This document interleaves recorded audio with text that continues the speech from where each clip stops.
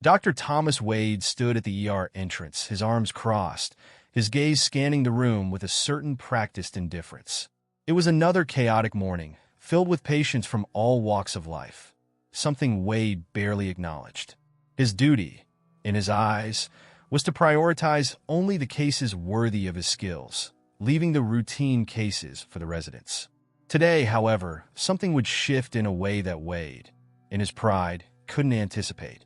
Dr. Wade, a resident called out, jogging up to him, clipboard in hand.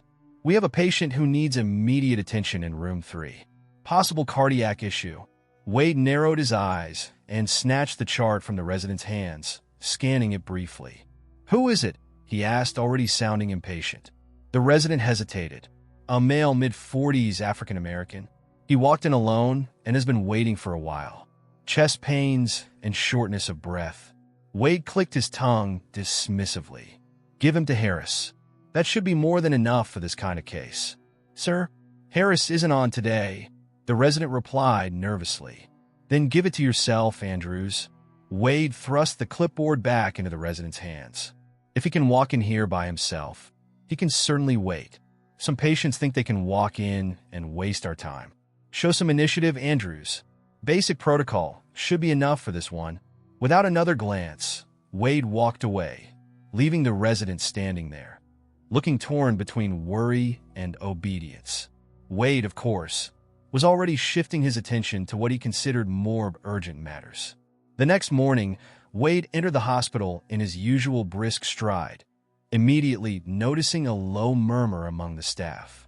Nurses, residents, and even a few surgeons exchanged glances, excitement and nervousness evident in their voices. Morning, he greeted a few nurses without looking up. "What's all the fuss about?" "Dr. Wade," one of the nurses said, eyes bright with a sense of urgency. "There's a new chief of surgery joining today. He's quite the big deal." Wade barely raised an eyebrow. Another big-name surgeon? He'd worked alongside more than his fair share and didn't feel particularly impressed. Still, out of habit, he made his way toward the main conference room. Inside, a small crowd of doctors and senior staff were already gathering. Wade found himself a seat in the front row, more out of duty than interest, eyes half focused on his phone. When the soft murmuring suddenly stilled, he glanced up. The new chief entered, his posture calm but commanding. Wade's gaze caught on him, and an uncomfortable familiarity prickled his memory. The man was striking, tall, with a quiet, yet undeniable confidence. He looked around the room, and as his eyes passed over Wade, there was a split second of pause. "Good morning," the new chief greeted, his voice deep and resonant. "I'm Dr. Marcus Hayes. It's an honor to join this team, and I look forward to working with each of you to continue raising our standards of care." Wade's mind blanked for a second as he placed the face. Hayes, the same man he had dismissed in the ER just the day before. Impossible. Dr. Hayes spoke with warmth and sincerity, as if yesterday's incident had never occurred. But Wade couldn't shake the unsettling feeling of being scrutinized. When the meeting ended, staff members clustered around Hayes, eager to introduce themselves and welcome him. Wade lingered, his pride battling the growing knot of discomfort in his chest. "Dr. Wade," Hayes called, smiling as he approached. His voice held the same calm professionalism he'd used with everyone else, but there was something steely in his gaze. "I've heard a lot about your work here. I'm looking forward to seeing it up close." Wade forced a thin smile. "Welcome, Dr. Hayes. Quite the surprise. I had no idea we'd be working together." "Life's full of surprises," Hayes replied smoothly, his eyes not leaving Wade's for a second longer than necessary. Especially in medicine. That afternoon, Wade couldn't avoid the whispers among the residents and staff. He'd overheard bits of conversations in the break room and hallways.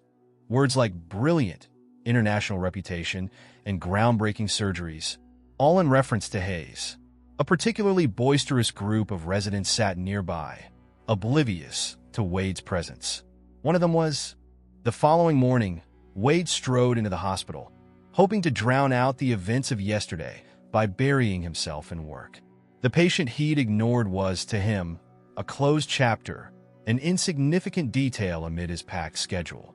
But the moment he stepped onto the floor, murmurs circulated among his colleagues, and heads turned as he walked past.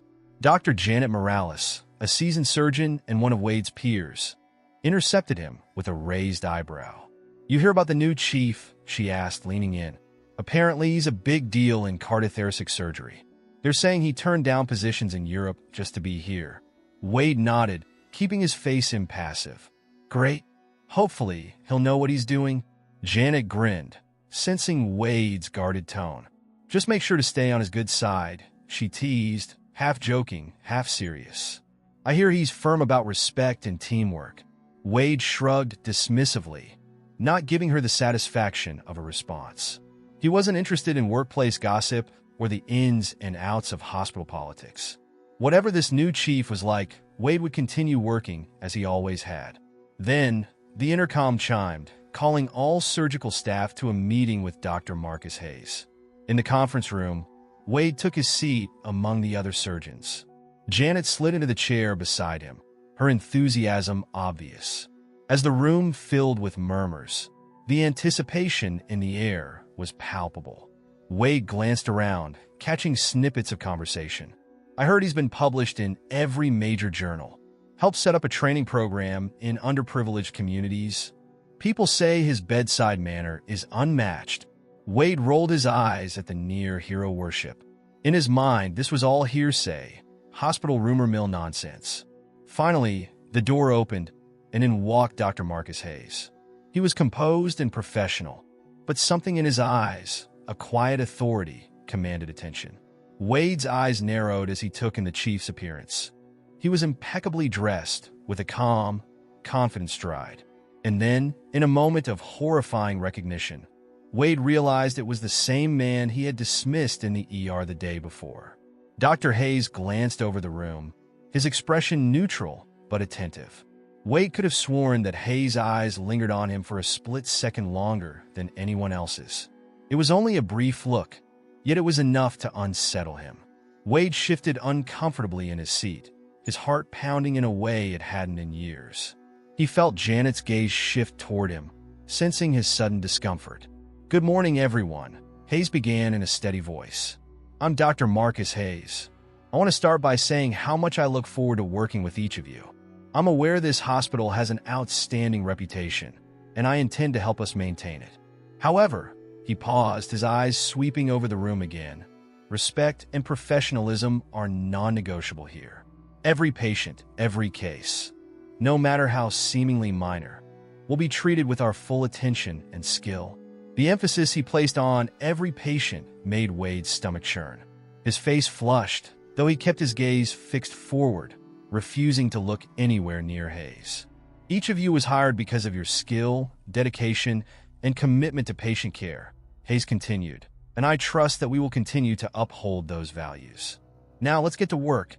As the meeting ended, Hayes made his way toward Wade, a faint, polite smile on his face. Wade's mind raced, but he stayed where he was, unwilling to show weakness by avoiding the man.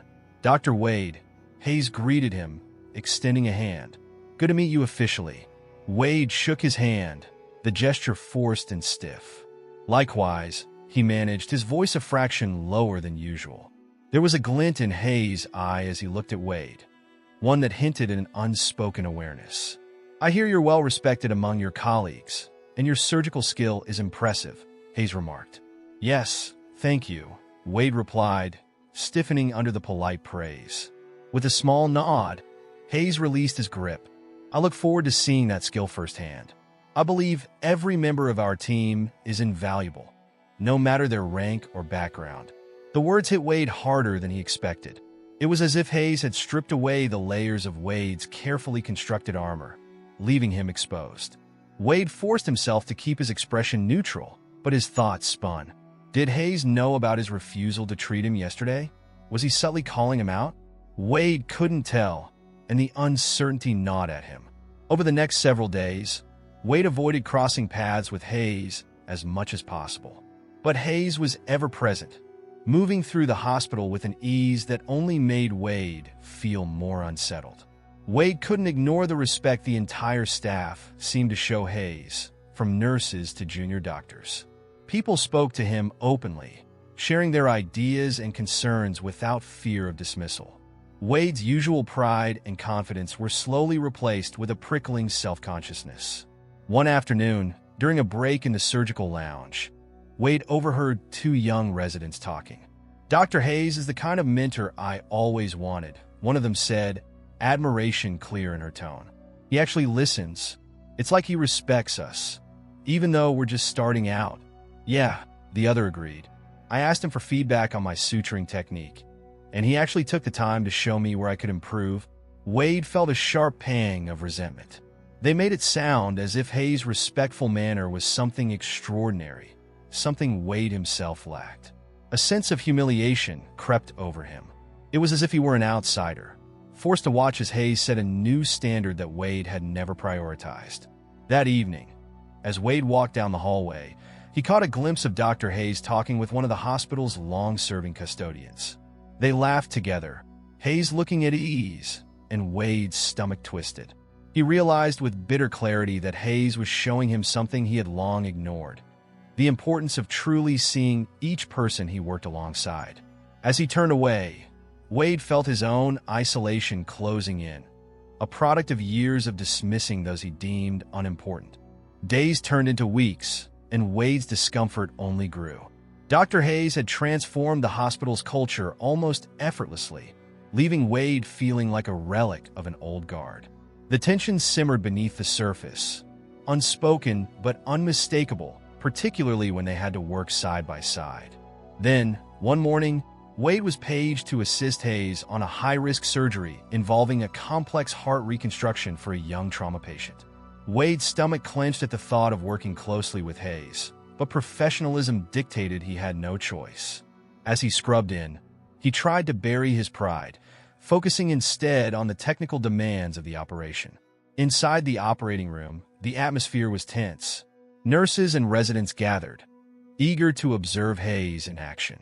Wade noted their eager faces, realizing they expected Hayes to perform miracles. He could feel the weight of their admiration, their trust in the new chief. "Dr. Wade, are you ready?" Hayes asked, his tone calm, professional, but with that subtle authority that Wade had come to resent. "Yes, of course," Wade replied, trying to match Hayes' poise, though he felt far from calm. The surgery commenced, and Hayes took the lead with unwavering precision, guiding each step with a steady hand. His instructions were clear and direct, yet laced with a rare gentleness, making even the most challenging parts seem manageable. Wade couldn't help but feel a pang of something unfamiliar, a mix of awe and resentment, as he watched Hayes work. "Dr. Wade," Hayes said at one point, glancing over, "can you assist with the bypass sutures?" Wade swallowed his irritation and stepped forward. His hands were steady, his technique practiced, yet he was acutely aware of Hayes observing him, assessing his every move. Wade hated feeling scrutinized, especially by a man who'd become a silent judge of his own professional ethics. The room was quiet, filled only with the steady beeps of the heart monitor and the subtle clinks of surgical instruments. Wade could feel Hayes' presence beside him, an unspoken reminder of his own prejudices and failures. He tried to focus, but his mind wandered back to the day in the ER, and to the patient he had dismissed with such callousness. "Perfect," Hayes commented, his voice breaking into Wade's thoughts. "Thank you, Dr. Wade." Wade nodded stiffly, uncomfortable with the praise, wondering if it was genuine or just another reminder of his inferiority. As the surgery continued, Wade began to notice something that caught him off guard. Hayes wasn't merely skilled, he was brilliant. The way he navigated the intricacies of the patient's heart, making small adjustments, anticipating potential issues before they arose, was masterful. Wade had always prided himself on his own abilities, but watching Hayes, he felt a newfound respect mixed with the bitterness of his own wounded pride. The operation reached a critical point, where one wrong move could jeopardize the patient's life. Hayes, steady as ever, called for a final set of clamps, guiding his team with precise instructions. "Dr. Wade," he said calmly, "hold steady here. I need you to apply pressure. Exactly there, yes. Keep it firm but gentle." Wade followed, his hands working in sync with Hayes. For the first time, he felt something resembling teamwork between them, a shared understanding that transcended words. As they finished, Hayes nodded in quiet approval, acknowledging Wade's contribution. The patient's vitals stabilized, and the team began to close up, relief washing over the room. After the surgery, Wade felt a tug of obligation to thank Hayes, despite his lingering resentment. He walked over to the scrub room where Hayes was washing up, alone. "Good work in there," Wade said, keeping his tone even, almost forced. Hayes turned to him, studying Wade with a composed expression. "Thank you, Dr. Wade," he replied, wiping his hands. "It's always good to have experienced hands in the oar." Wade hesitated, feeling the weight of unspoken words. He knew he should apologize, acknowledge his past actions, but the words wouldn't come. The silence stretched between them, filled with years of Wade's entrenched arrogance and Hayes' quiet dignity. "Look, Dr. Hayes," Wade finally muttered, I may have judged you unfairly when you first arrived. It's clear you're more than qualified for this role." Hayes regarded him, his expression unreadable. For a moment, Wade wondered if Hayes would acknowledge the incident in the ER, if he would bring up the moment Wade had ignored him. Instead, Hayes spoke with a steady calm. "I appreciate that, Dr. Wade, but respect isn't about judgments. It's about consistency, about how we treat each person, every day." Wade felt a tightening in his chest at Hayes' words. They were simple, yet they carried a weight that seemed to press on his own conscience, exposing his failings in a way he could no longer deny. "I understand," Wade replied, his voice barely above a whisper. Hayes gave a brief nod. "Good. I hope we can build something meaningful here, Dr. Wade. The staff look up to you, and you have more influence than you might realize. Use it well." With that, Hayes left the room, leaving Wade alone with his thoughts. The encounter left him feeling stripped bare, as if Hayes had peeled back the layers of his ego with a few carefully chosen words. In the days that followed, Wade began to feel the impact of Hayes' words more deeply. He saw the hospital staff in a different light, no longer merely as subordinates, but as individuals who brought value to the team. It was subtle, but the shift in perspective began to reshape his interactions, even as he struggled with the old habits of authority and superiority. One afternoon, he noticed a junior nurse struggling with a difficult foreign insertion. In the past, he would have ignored the situation, dismissing it as beneath his attention. But something stopped him. He approached her, offering to demonstrate a better technique. "Here," Wade said, keeping his voice calm, "let me show you a trick to make this easier." The nurse looked up, surprised, her initial shock replaced by a tentative gratitude. Wade felt an odd sense of satisfaction as she thanked him, a small act of kindness that felt strangely unfamiliar. He could feel the walls of his self-imposed isolation beginning to crumble, brick by brick, as he took these small steps. Wade was beginning to understand that Hayes' influence extended beyond surgical skill. It was about fostering a sense of unity and respect, something he had long overlooked in his own practice. Each encounter reminded him that, for the first time in years, he was not only a surgeon, but a part of something larger, a team, bound by a purpose greater than his own reputation. In the weeks that followed, Wade found himself constantly aware of Dr. Hayes' presence, not only in the hospital halls, but in his own thoughts. Hayes' example had been a silent but unyielding force, slowly reshaping Wade's once rigid perspective. It was as if Hayes had planted a seed of introspection that Wade couldn't ignore. The tension between them, though unspoken, felt ever-present. Wade noticed subtle shifts in his colleagues' attitudes too. Nurses he had once dismissed as mere support now met him with cautious smiles. Junior doctors who used to shy away from him now asked questions without fearing his notorious impatience. Wade knew this change was because of Hayes' influence, and it stung his pride even as it softened his outlook. Then came the night of a major trauma incident. A bus accident on the outskirts of town sent a stream of critically injured patients to the ER. It was all hands on deck with the entire surgical team on standby. Wade and Hayes, side by side once more, were assigned to a young patient with extensive internal injuries. As they scrubbed in, Wade could feel the pressure mounting, but something else lurked beneath his focus. a desire to prove himself worthy, not just to Hayes, but to the values Hayes represented. Inside the OR, the tension was thick as Hayes reviewed the scans. "Dr. Wade, we'll need to operate with extreme precision. Any deviation could compromise the organs here," he said, his tone steady but urgent. Wade nodded, feeling Hayes' eyes on him. "Understood," he replied. But this time, instead of resenting Hayes' guidance, he welcomed it. They began the procedure, and Hayes' instructions were sharp and exact. Wade matched his rhythm, anticipating each step, their movements synchronized in a way that felt almost seamless. Despite the high stakes, a strange sense of unity filled the room, a quiet understanding that they were working together, side by side as equals.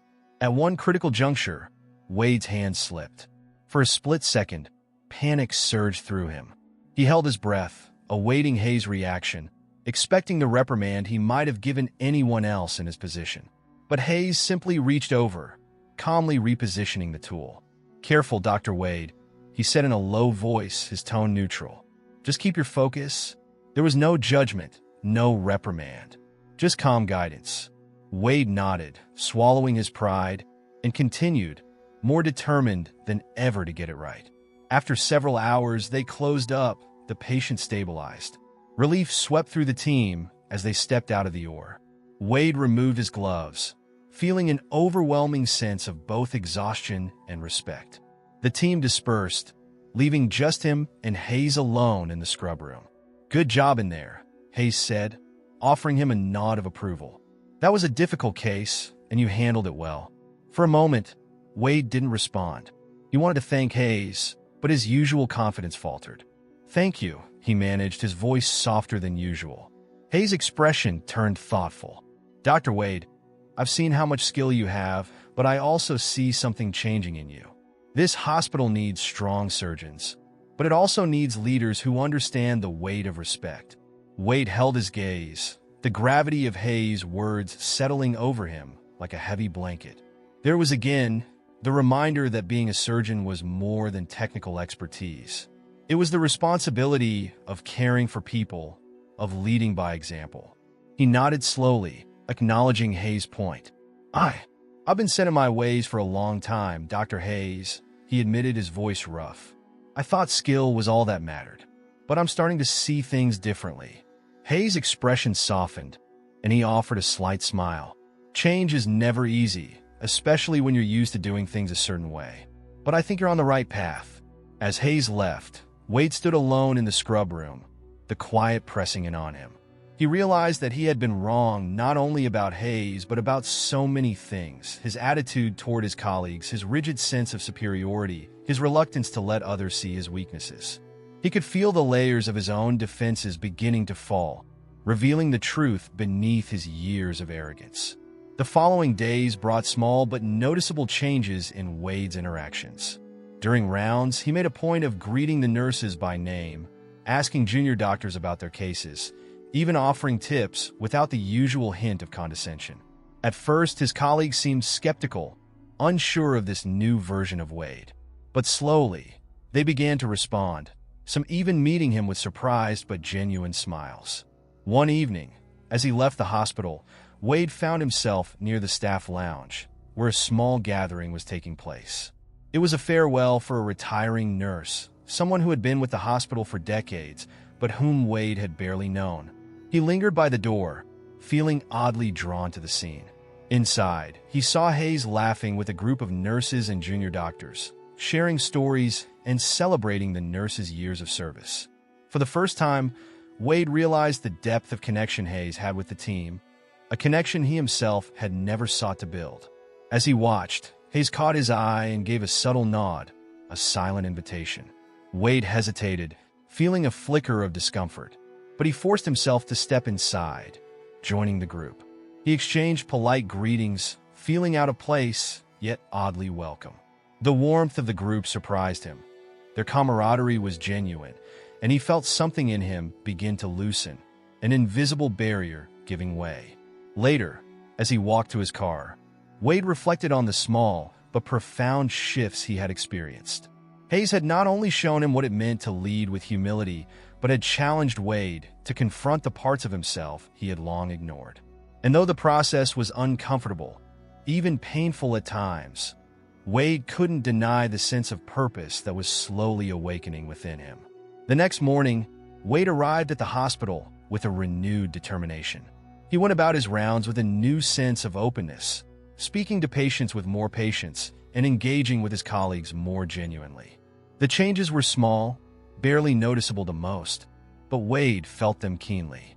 That afternoon, as he prepared for yet another surgery, Wade caught sight of Hayes down the hall, conversing with a group of residents. Wade watched him, an unusual feeling of admiration settling over him. For so long, he had defined himself by his own self-image, believing his expertise alone made him a great surgeon. But Hayes had shown him that greatness was not in isolation, but in the connections they built, the respect they showed, the lives they touched. As he headed into the OR, Wade felt a newfound clarity, a sense of humility that felt both foreign and refreshing. He was learning slowly but surely that true respect was earned not by demanding it, but by giving it freely, by valuing each person, each life they encountered. And though the journey was far from over, Wade felt for the first time in years that he was finally becoming the doctor and the man he was meant to be. Over the next several months, Wade's transformation continued, reaching into every part of his life at the hospital. He became a fixture in the lounge, often sharing a cup of coffee with residents and even joking with nurses he once regarded as merely peripheral. Colleagues noticed the change. Wade was more approachable, his once icy demeanor replaced by a newfound humility. One evening, Wade was in the middle of reviewing patient notes when a familiar voice interrupted his focus. "Dr. Wade?" It was Dr. Hayes, standing in the doorway, his expression open but serious. "Dr. Hayes," Wade replied, setting down his pen and standing. "What brings you here?" Hayes walked in and closed the door behind him, his gaze steady. "I wanted to let you know about an upcoming project I'm leading. We're planning to open a medical outreach clinic in an underserved area nearby, offering free care to the community. I'd like you to be part of it." Wade blinked, caught off guard. For a long moment, he searched Hayes' face, trying to understand why Hayes would ask him to participate in such a meaningful project. He could feel old doubts and insecurities rising, but he pushed them aside, remembering how much he had learned under Hayes' quiet but persistent guidance. "I'd be honored, Dr. Hayes," he finally answered, his voice genuine. "Thank you." Hayes nodded, the hint of a smile on his face. "I think you're exactly what the team needs." He paused, then added, "I also think this experience will mean something to you." Wade felt a strange lump in his throat, one that had little to do with pride and everything to do with gratitude. For the first time in years, he felt part of something larger than his own ambitions, part of a movement that truly made a difference. The months that followed were among the most challenging and fulfilling of Wade's career. Working in the outreach clinic pushed him beyond his comfort zone, forcing him to confront the patients he'd once deemed unimportant. Day after day, he saw people struggling with the kinds of barriers to healthcare he had never personally known. Each patient became a reminder of the responsibility he carried, and each interaction deepened his resolve. One afternoon, as the clinic wound down for the day, Wade noticed Hayes speaking with a young mother and her son, who looked up at Hayes with wide, admiring eyes. Wade observed the ease with which Hayes communicated, his empathy palpable. As the mother and child left, Hayes turned and noticed Wade watching him.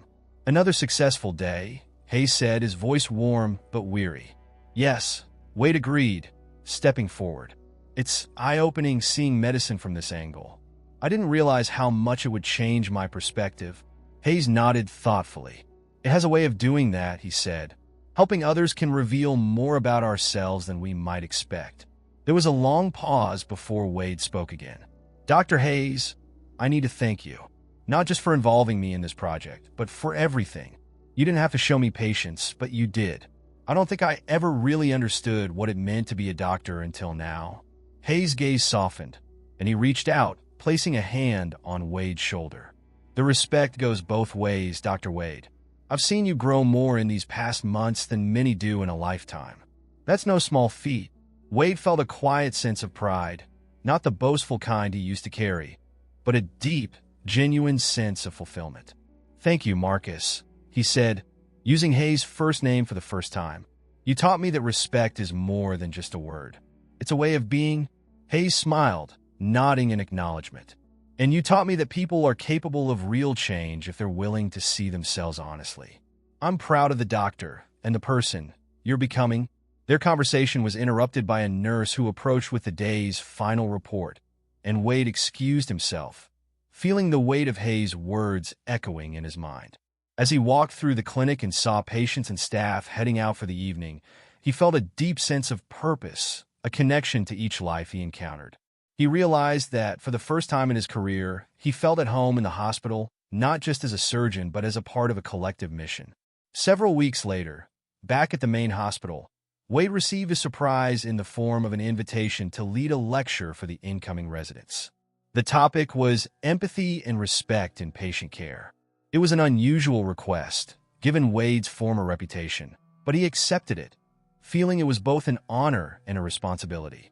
Standing in front of the group of young doctors, Wade looked out at their eager faces, remembering his own early days when he'd thought skill alone was enough. He spoke of the importance of skill, of course, but he emphasized something deeper: how every patient, every colleague, deserved respect and compassion. He shared some of his own failures and his journey to learn from them, finding himself unexpectedly vulnerable but liberated. As he finished, he noticed Dr. Hayes in the back of the room, nodding in approval. The moment felt like a quiet triumph, not because of applause or recognition, but because Wade knew he had truly transformed. Afterward, Hayes approached him, a rare look of pride on his face.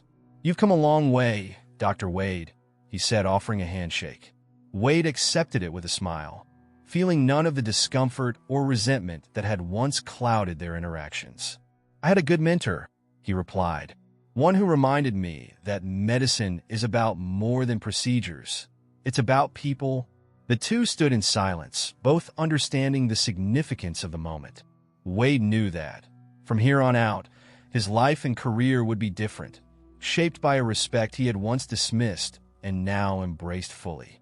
As they parted ways, Wade felt a sense of peace settle within him. He had not only become a better doctor, but a better man, one who understood that true respect and compassion were the pillars of his profession. He was ready to continue this journey, humbled, grateful, and determined to honor the lessons that had saved not just his career, but his heart.